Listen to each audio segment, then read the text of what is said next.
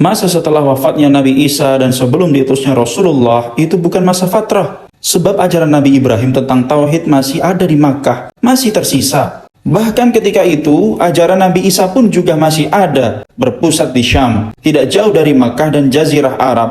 Dan ketika itu, mereka sudah biasa melakukan perdagangan sampai di negeri Syam. Lalu mungkinkah ketika itu orang mengikuti ajaran Nabi Isa alaihi salam? Sangat mungkin. Nah, dengan begitu, manusia-manusia yang menyembah berhala di masa sebelum diutusnya Nabi Muhammad tetap tidak terbebas dari api neraka. Ini termasuk ayah dan ibu Rasulullah. Mengapa bisa begitu? Dijelaskan oleh Imam Al-Baihaqi dalam kitab Dalail Nubuwah. Beliau menyampaikan bagaimana ayah dan ibu serta kakek beliau tidak di neraka, sementara mereka memang menyembah berhala sampai mati. Dan mereka ketika itu tidak mengikuti agama Nabi Isa alaihi salam. Oleh karena itu, pada saat salah seorang sahabat bertanya kepada Rasulullah, "Wahai Rasulullah, di manakah kini ayahku?"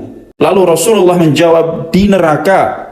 Dan ketika itu pula orang itu berpaling untuk pergi lalu marah ketika itu. Lalu Rasulullah memanggilnya dan berkata, "Sungguh ayahku dan ayahmu berada di dalam neraka." Hadis ini sahih diriwayatkan oleh Imam Muslim dari Anas bin Malik radhiyallahu anhu.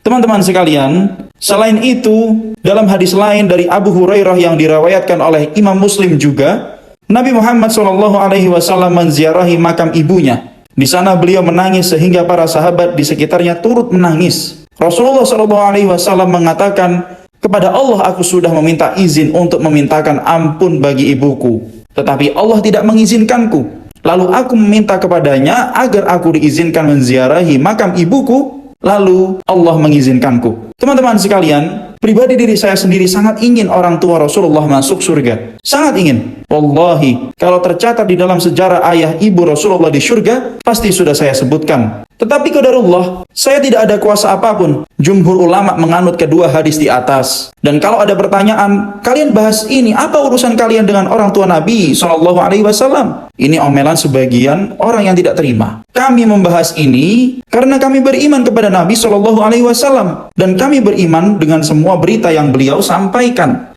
Kami membenarkan dakwah beliau sekalipun bisa jadi bertentangan dengan perasaan. Ini kajian masalah iman, teman-teman, bukan kajian masalah perasaan. Semua mukmin mencintai Nabi SAW. Anda, juga saya, juga mereka, dan semua mukmin mencintai beliau. Maka jangan sampai mengaku hanya diri ini yang mencintai Nabi sementara yang lain tidak.